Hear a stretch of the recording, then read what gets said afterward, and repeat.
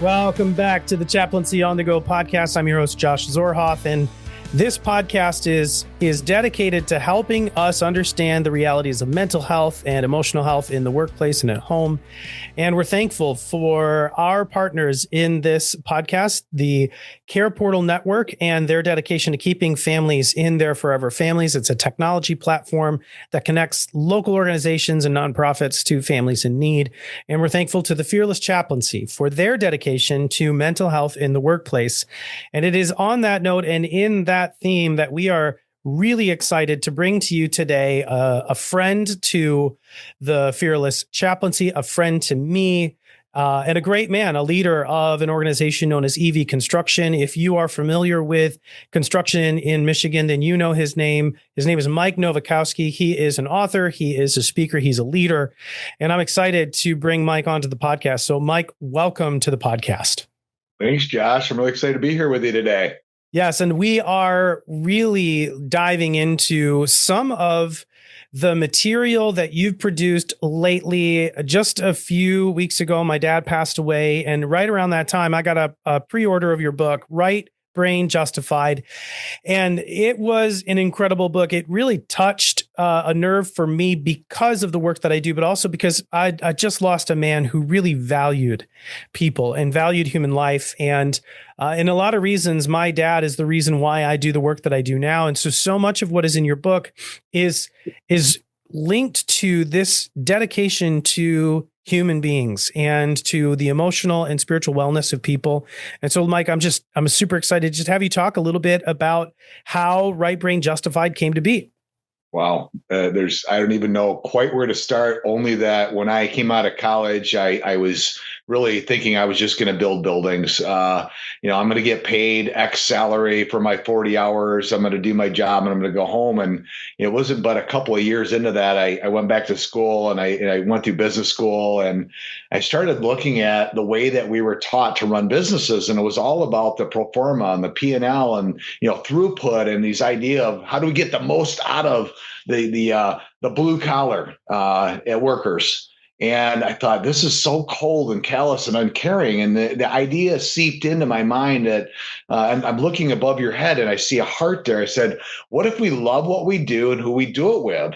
And that idea that we don't have to work another day in our lives. And I thought, there's these people. There was a saying back in the day, TGIF, thank God it's Friday. And people couldn't wait till Friday because now I can go live my life Saturday and Sunday. And then I got to, drag myself out of bed on Monday and go back to that god awful job. And some of what I was trying to figure out is why is it like that? Why does it have to be like that? Yeah. So I really was trying to figure out if we could bring joy into the workplace, if we could respect and honor the men and women of our companies and care for what their interests are in life and support their goals outside of work, and to really connect at a deep, meaningful level, then we could probably really change the dynamic in our business. Yeah, I love that. And when we talk about Right Brain Justified, you've actually authored a book before that, Become Unmistakable. And that was really this beginning endeavor to say, how do we lead differently? How do we take care of our employees differently? How do we set ourselves apart from the status quo, so to speak, in not just construction, but in any industry? Right. And in the first book, Become Unmistakable, the idea came from, I was driving down the highway one day and this vision of a bunch of penguins standing on a glacier popped into my mind. I go, well, there's 1,000 black and white penguins in their tuxedos standing on an iceberg. No one sticks out from the other one. Yeah. And all of a sudden I pictured a yellow bow tie, big yellow bow tie, and that one penguin. I go, that's the company I want to be. Yeah. I want to be a contractor who is considered a commodity services provider, but I want to stand out from every other contractor. And I go, that's not easy to do if you're simply saying, I'm going to stand out because I built the tallest building in the city or the most cool building. I'm the most standout contractor because the way people feel who work here and how they deliver that feeling to our clients, and our clients look at us and say, I never want to work with another contractor, somebody else that isn't just like EV Construction is. And it became my mission was, how do I understand what it takes to do that? And we landed on this idea of right brain justification. And I'll apologize to the neuroscientists out there. It's not that simple, right brain and left brain. It's very intermixed, but for simplicity's sake, we propose that the left brain thinkers are the ones who, it's all about, again, the bottom line. It's linear thinking. It's engineers. It's the CPAs, the lawyers of the world. It's just this black and white world. And I go, that is the way I was trained in business. But I go, what about the artistry of it, the creativity, the love, the passion, the people, the things that are the creative, innovative side of business? I go, why don't we put more emphasis on that? And we talk about having this toggle switch on the top of your head, where is it rusty and is it stuck in the left position? Or can you learn to lubricate and move to the right? So right brain justified was literally calling attention to, we've got to stop living in the black and white linear pro forma world and care about each other so that, we can engage and have a more meaningful relationship. I love that you bring that up. And I want to share a story with you, because I think this accurately describes some of the heart behind why you wrote the book, but also why it's so important right now. I think it's always been important. I think being people-centered, being people-focused has always been a need in our world. But we're at a really critical stage in the United States, specifically post-COVID, with you got 50% of 8 to 18-year-olds are struggling with anxiety and depression in the US. They have enough anxiety, enough depression that they could go to a doctor and get medication, or they could go to a counselor and be billed for insurance.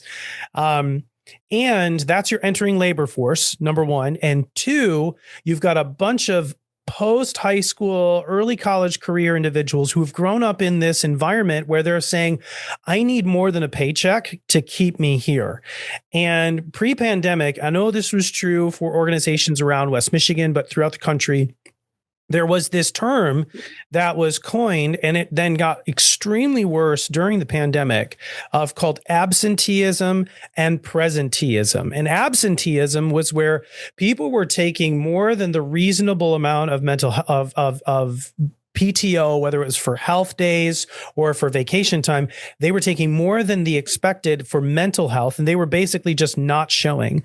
But then there was presenteeism, which is where people were showing up on the job and not giving their best energies. They were basically quiet quitting, but not quitting. They were just sticking it out and giving less of what they could. And it was primarily driven because they didn't feel emotionally seen. They didn't feel valued. They were hurting and struggling on the inside. And that was translating to the workplace. And then on top of all of that, you had bigger manufacturing companies, thinking of large kind of fabrication companies, places where you had engineers who were overseeing people on the floor. And you had these people who were struggling at home, struggling with health, struggling with mental health, struggling emotionally. They would come to their bosses who were managers, who were engineers, and they were trained to think left brain. They were trained to think about getting the job done, trained to think about doing all of this. They would come in, they would say something like, hey, like my wife's really struggling, or I'm really struggling, or, I'm having this frustration. And they would essentially answer it with a left brain, response, which is, do better next time, get the job done, focus on work. And then you'd have all of these employees walking away from their managers saying, see, the company doesn't care about me. Yep. And I heard one leader say, what we're trying to do is get our managers to be evangelists for the company. And by that, he meant we're trying to help them see more than the left brain mentality. And I feel like this book and the work that you've been doing with Become Unmistakable, that is trying to get at that. How do I become an evangelist for the company? How do I actually see the people that I'm working with as humans who need attention, not just as commodities or a means to an end? Right. Well, and again, it's there's a relationship that should go two ways, and it shouldn't be give me all your brain power and physical activity, and I'll give you some money. It's more of the if you help me succeed and build this business, I will help you succeed and build your life. And so, the perfect example is when we landed on this beautiful chaplaincy program that we've been blessed to have you lead. That we are, holistically caring for all elements of our people. Like we want to love them in every way. And so the idea of filling their mental health, spiritual health, those kinds of needs, some of the things that they struggle with that are unavoidable, that you don't leave at the door when you check into work, right. That we need to help them through that. The idea that people, almost every couple struggles with money and how to deal with that. So the fact that we're training and we're paying for people to go through the Dave Ramsey Financial Peace, one of our VPs who happens to be my brother and his wife, they do a beautiful service to not just our own employees, but trade partners and others out there in the community to help them with that. But we're starting to look at business differently. If I want to attract and retain the best employees, I go, my best employees are the ones that are referred by people that are here. And the very best of that are the children of our employees. So if I call to action the leadership of our company and say, we need to behave in a way that the boys and girls that are the children of our employees long to work here someday, what does that mean? That means to me that they feel so blessed and cared for in their day-to-day life at the company that when they go home at night and they're dining around the kitchen table, that the ED employee is doing nothing but positively talking about the way their day went, to where the son and daughter are leaning forward and the spouse are going, wow, that's fantastic. And someday when I grow up, I want to work at ED too. Yeah. And when you start to plant seeds, like put a smile on the face of all we touch each day. So I look at the men and women that work for us and go, when you're on that job site and you see the person that empties the porta-john, like a messy job in the middle of this hot summer day in Michigan in July, be willing to go up there and shake their hands and go, dude, thank you for what you do. If you didn't do this, our job would stop. Thank you.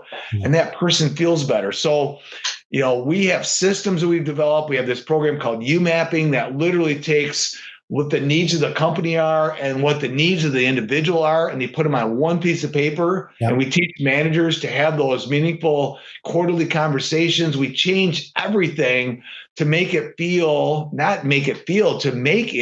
truly connected situation.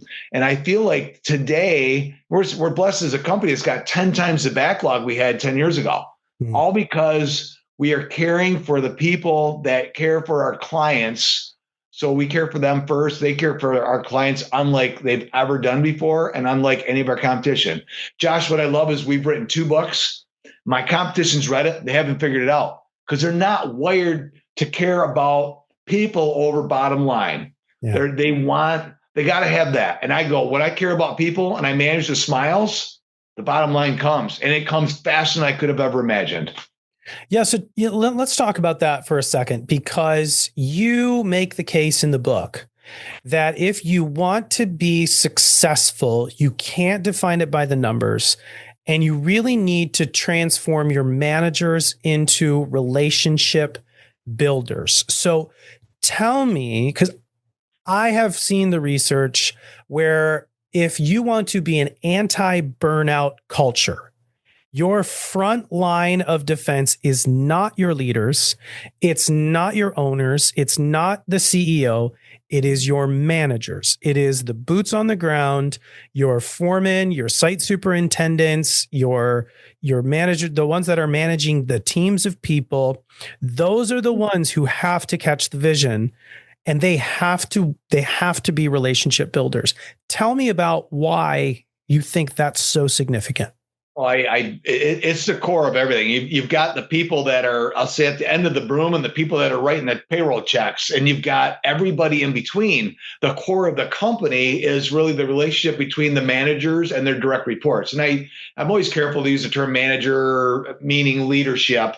I don't want to disrespect, but the idea that manager and direct report relationship is where everything, the core of the whole company, as you duly pointed out, the idea that if they have a really strong, respectful relationship that, again, goes both ways, then the manager feels confident in what the direct report's going to do, and the direct report understands clearly what's expected of them, and also knows they are being fully supported with their hopes, dreams, desires, their individual development plans. The fact that companies used to go out and the leadership would hide away at a resort for a weekend, and they would come back, and I jokingly say it was like Moses coming down from the mountain with the 10 commandments. So they walk back from the retreat and they go, "Thou shalt do business this way for the next 3 years." And then everybody's like, "Okay, why?" Oh, don't ask why, just do. Now today we're saying we're going to take the manager direct report. We're going to take the core, the brunt of the company through the strategic planning process. If you weigh in, you will buy in. So we are big advocates of asking every single person, how do you envision this company thriving and doing our jobs and growing over the next 3 years? What do you need from us? What do we need from you? And today we have we like the term unleashing this idea of discretionary effort. And again, people can choose to walk a slow pace across the job site to get the next 2x4 and walk it back, or they're walking with meaning, with intention, with purpose. And that's the energy that you can feel. It's palpable on our job sites. But again, at the core of it is relational. And for us, the tools that we use, the UMAP, how we train the manager to relate, the idea of psychological safety, of some of the brain science of, dopamine, oxytocin, all these chemicals. We're learning that, all of us have the same unique, regardless of what generation we're in, we have a desire to be connected. We really do. Yeah. It's not a, hey, this generation isn't like the last generation. It's like, no, we all long for it. We don't know it. And now with technology and all that, it's even more important today. I'll share one other thing that I was just in a meeting today, and we're talking about the use of AI and really amping up our business with AI. And I said, here's the issue. AI is a great, equalizer. Everybody's going to use it. Everybody's going to grow really fast from it. But I go, the differentiator is going to be right brain justified businesses, okay. People who understand how to do relationships. And we landed on this idea that, you're familiar with white collar workers, blue collar workers. And I labeled AI black collar, the black collar. It's invisible. It's dark. It's behind the scenes. It's not carrying. It's just data. It's so left brain, right? And so how do we blend those together where we honor what AI can do? We train the managers on how to build relationships and use the AI, and how do we take the relationship and engagement of the line worker or the people that are really doing the work and honor them and get the most of it. So we're really we're entering some new waters in how we're going to do business, but I'm really excited that the core of it is going to be people. Right. And I love AI. It's really cool. I play with it all the time, but it's not what's going to make us stand out. No, and I appreciate that, because AI is available to everyone. And, I follow some designers and some developers, and people are working in the tech world, and they're essentially saying, if you don't know how to utilize AI, AI is not going to replace your job. It won't. But if you don't know how to utilize it, you might not have a job, because it's going to be one of those things that you have to know. But I also feel like we're moving into a time, and you so beautifully put it, if you don't know how to connect to another human, I think in the next few years, you're probably not going to have a job, because, as I mentioned, this generation coming up, this generation who's expecting things to be different, they're learning that, hey, I've got options to where I work.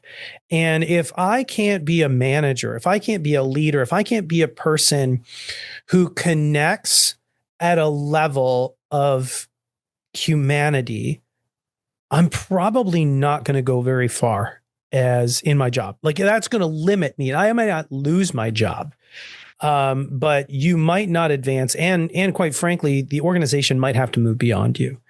And you talk about that in the book. You talk about the value of scaling culture through human connection.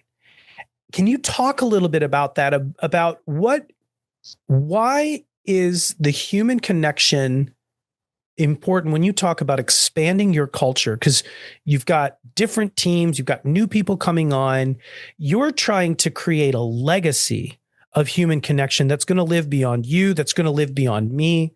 And EV just had their 80th year in construction. And so you've seen the gamut.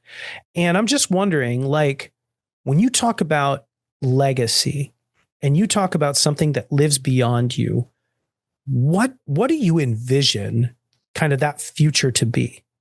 Well, I'm glad you asked that question because I've had the conversation recently. People think legacy is, leaving your name on a building or, again, writing a book or something where there's something that's tangible that's left behind. And I've always said, if I leave the world a better place, and the way that I think I can do it is to change the dynamic of the worker business relationship to be a lot more positive, then I can feel really good. And we're making really good headway on that. The power of being able to tap somebody on the shoulder in my company and go, hey, when do you think you're going to retire? And they go, I don't know. I don't even think about it. To me, that is a beautiful thing that they love what they do, who they do it with. When I got hired in, I had a VP interview me, and I don't remember why he showed me this, but on his tack board in his office was a number, and it was like 52, or no, it was 500. And he goes, you know what that is? I go, no, what? He goes, that's how many more Mondays I had before I retire.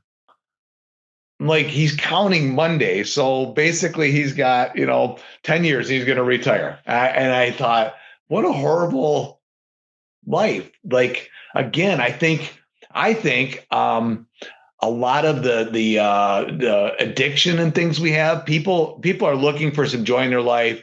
They have this job that they don't like. They've got to make the payments on the mortgage, the car, whatever. So they go to work, but then they drink themselves, into oblivion.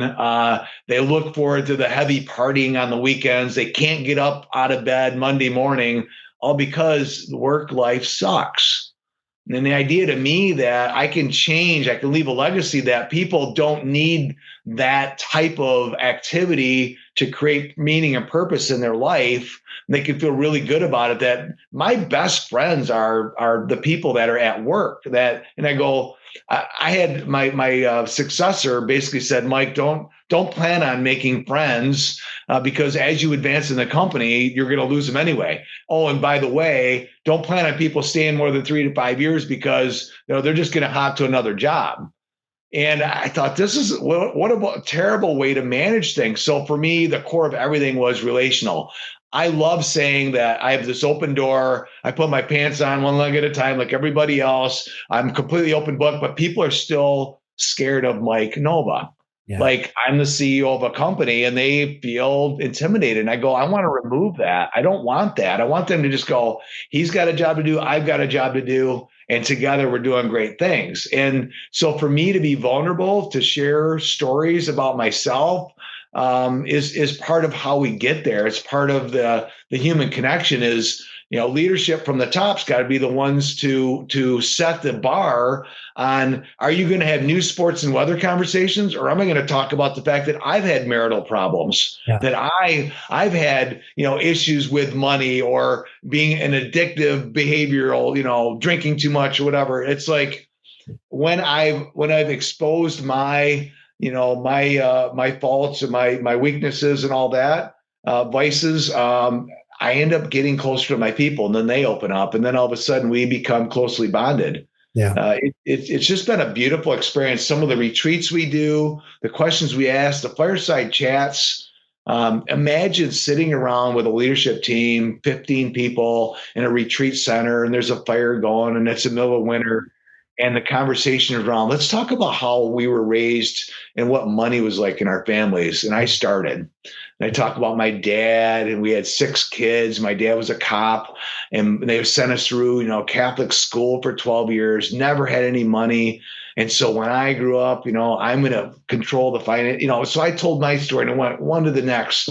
Tears shed, amazing things learned, all because we set up an atmosphere where we could be psychologically safe and we could talk. And so every single meeting we do, the way we run our business is all in that right brain loving way. And it's just weird, Josh. Today, I can go to a board meeting, which is all left brain, it's all numbers, it's all results. And I'm like, wow, I had a bunch of fun for these last 3 months. And now I get to I'm at the finish line for this quarter. It's amazing. I go, I love this life. Like my wife's going, you're never going to retire, are you? I go, not if it's like this. Yeah. This is so much fun. Yeah. I wonder when you think about that, you think about creating a culture of safety. I love the language of psychological safety. For those listening, if you're not familiar with EV construction, they put a high emphasis on, and it's a driving emphasis on the physical safety of their employees and making sure that everybody has the right and the dignity to return home in the same condition or better than they did when they left, to their families and their loved ones. And that's a big deal. And when you talk about psychological safety, I don't know if people really know what that means. And so I'm wondering if you could just define, I mean, you did in the story talking around, but what does it look like, Mike, to be a psychologically safe person? Well, to create an environment of psychological safety is you're creating a space where people feel that they can be themselves, that they can question, that they can throw ideas out, that they aren't felt to be stupid on something they say, that there's no negative consequence that comes as a result of what they say. So the fact that I can be in a room and just go, I screwed up, or I made a bad decision, and I know people aren't going to negatively judge me, that you can have somebody that's only been there 2 weeks, 2 years, or 20 years, and they all feel that they can give the same honest feedback or input, or question authority, or question why we do something. Psychological safety is literally, I feel comfortable in speaking my truth, who I am, as I am, to the people in front of me without fear of negative consequences. Yeah. That's kind of my view of it. And we work really hard by example, to show, in our leadership, in the leadership's roles, like, what does vulnerability look like? What does psychological safety look like? Even when we have conversations, quarterly conversations between a manager and a direct report, creating the space where it's just two humans talking about the needs of the company and the individual, and putting it on a piece of paper and collectively deciding how they're going to move forward. That there isn't this panic. I woke up on Tuesday morning and I got a meeting with my boss at noon. I don't know what's going to happen. Like that's they call that amygdala hijack. Like there's a whole nother brain science, that we're dealing with. So we have, and in the book, we have studied and talked about, how do we counteract some of those things, and how do we make it where people feel really comfortable in who they are and who they're with at any given time. I love that. I'm curious. So there's something that I say to my clients often, people I sit with. I ask them this question, and I'm curious what you think about it. What would it look like if you had nothing to lose? How would that change if, let's say, I'm talking to a husband and a wife, and the husband is afraid to say something because he's afraid that his wife is going to be angry and he's going to lose her respect. He's going to lose sex. He's going to lose whatever. And the wife as well, afraid that she's going to lose something, lose a relationship, lose intimacy, lose affection. And what I found, and this is not just true of married relationships, this is true of statistically of human behavior. You've probably seen it in the business world for sure. If you have an employee who is afraid of losing their job, afraid of like whatever, there is a part of us that holds back what we really want to say. And I feel like when you are talking about psychological safety, what you're doing is you're giving permission to everyone to, as much as they are able, to bring their whole selves. Because when you can bring your whole self, well, then you get the best. And if you don't, then really you're not only cheating the organization, but you're cheating yourself. You're not only cheating the marriage, you're cheating you. because you are afraid of losing something. And your groundbreaking work, I feel like, is helping people to see a world where they have nothing to lose.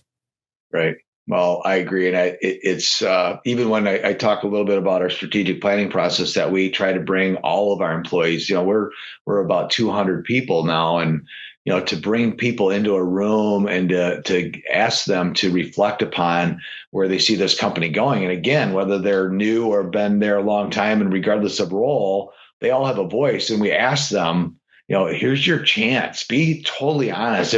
I love saying, if you were king for the day, if you were Mike Nova and you were the CEO of this company, you can do anything, what would you do? So I give them that carte blanche. It's like, if you have nothing to lose, if you're the king for the day, and it's really interesting. I had somebody ask recently, like, I give everybody $500. I go, really? Because I want them to feel good. I go, well, is that a sustainable business model? Probably not. But it's interesting. You're freeing them up by just, like you said, if you have nothing to lose or your job is protected. We tell new employees when they come in, if at any time you feel that you're being put in an unsafe situation, you have the absolute 100% right to stop work and ask somebody to correct it or explain it or help you feel comfortable with what you're doing. Yeah. And that gives them, some power of knowing that I am respected for my opinion, or if I have fears that everybody else is walking this tall wall without a harness, so I guess I have to too. Like, no, you don't. You don't. If you don't feel comfortable with that, then you need to say something. So even spotlighting that, we have our monthly all hands like safety meetings, and we'll spotlight those types of behaviors just to reinforce that it's okay to say no or to challenge status quo. Yeah. I love that. I'll share a quick just safety story with you, because I want to just, share with you how significant being a part of EV's safety meetings, being a part of your culture has been for me. I walked into work yesterday, and one of the ladies who works in our custodial team and our maintenance team, she was putting away something on top of a refrigerator, but she was standing on a chair, and the chair was on a tile floor. And I saw her do it, and I saw her put it up, and she came down. I said, hey, I just want to tell you, I don't think that was really safe. And I know that there are lots of timing things. And I know it's, getting a ladder takes more time, but I love you too much to see you get hurt on the job. And, and that led to a conversation later of her saying, thank you, and talking through it. And there was a time in my life where I'd be like, nah, that's probably not a good idea. I wouldn't do it, but I wouldn't say anything. And when you talk about scaling culture, that consistent drip feed of you matter, you matter, you matter, you matter, that has a impact. I mean, that's impacted me. I can't go anywhere now without looking around and saying, I don't think that's very safe. Like, what are we doing here, people? Like, these are human lives. And I think that culture of saying, man, we can build all the buildings we want in the world, but if we are not focused on building people from the inside out, we're missing the whole point of what it is that we're trying to accomplish. And that's really what I feel like the book is really driving toward. Well, and Josh, I'll say that, you spurred a thought, that this idea of right braining everything we do. And I look at any company, anybody that's listening today that is doing things like their competition, like your corporate chaplaincy, the Fearless Followers. I mean, these programs are unique ways to serve the community. But I look at it, I go, if you filter everything you do, like how we cut checks and send them to our vendors, how we welcome in the person who stocks our coffee in our break room, whatever. If we put it through the right brain and we go, I want to do this in a way that they don't experience it anywhere else. Yeah. And that, when you mentioned safety, we send these coloring contests home to the boys and girls of the family, the employees, and we ask them to color something and to describe why it's important for their mom and dad or grandma and grandpa to come home safe at night. Yes. And they do these beautiful pictures. And I remember one, Dan Genema's little daughter, Maddie, said, I want my dad to work safe because he comes home at night and tucks me in, we eat donuts and we snuggle together. And I can go out to Dan and go, Dan, like you said with the chair situation, your daughter expects you home. Put your hard hat on, donuts, snuggle, and it doesn't take much, but that going from being a policer of safety on a job site to a reminder of why these loved ones expect us to do the next right thing is so much more powerful. And I literally, every single element of that first book was the idea of right braining all the initiatives we do so that our commodity services company as a contractor could stand out as an oddity. And now it's rolled right into my I want to be worthy of neighbor of the year, husband of the year, father of the year, employee of the year. I want to be worthy of those things, but the right brain is what makes that possible, not the left. Yeah. And so again, I simply say left and right, but more complex, but I think people get the point. Oh, and it's an incredible framework. I think I want to end on this note with you, and not to get overly preachy, but I know that you are a person of faith. I am a person of faith. And boy, it just sounds like you're saying behavior modification is not enough. You need to have a heart change. And there's this passage in this book that I think we both love, where Jesus of Nazareth says to his followers, "The world will know you by the way that you love one another." And that's going to be, he actually says, that's going to be the greatest witness and testimony to my kingdom. And I almost feel like you're evangelizing here, Mike, in your own way, to say that if we just focus on changing our behavior, it will not be enough. We have to truly love one another in a way that speaks for itself. Yeah. Well, faith without works. We've got to do the work. We've got to, thy will be done by me now. I always had those other three words. Yeah. And I'm a part of this. And I love that. I love what you stand for. I love the EV family. To see a number of you there supporting me when my dad died, there will never be, I don't know, in my life, something that communicates a deeper love than that. And just, I'm so thankful for you and the work that you do. And for those listening, like, you've got to get your hands on Right Brain Justified. You can get it wherever you get your books. And it's a phenomenal read just for a human standpoint, but as leaders, as people who lead people or work with people, it is a must read. And Mike, where can people find you? Where can people get more of what it is that you're doing? Well, there's a couple of places. Obviously, Amazon has both books. So Become Unmistakable was the first one. Right Brain Justified was the second. There is a website, MikeNova.com. So I do public speaking. I had a chance to travel the world, sending the message. It's been received very well. And then the third, EV Construction. So you can go to that website, ev.construction, and learn more about us. Certainly Google. Yeah. Google will put all kinds of results out. But Josh, I thank you so much for inviting me to share some of the thoughts today. And I got to tell you, I do love you. You've been a real gift to my life personally, but to our company and so many others. And we're really raving fans of what you're doing. Thank you so much. And Mike, we're going to have everything that you mentioned in the podcast notes and links to that if you want to get more information. And we're going to continue on in a conversation as we go about mental health and all of that. And we are so grateful for Mike and for the work that you're doing. And if you have any questions, you can always send us an email to fearlessfollower.org, or you can go to chaplaincy@fearlessfollower.org. Happy to answer those questions for you. That's all we have for you now. We will talk with you later.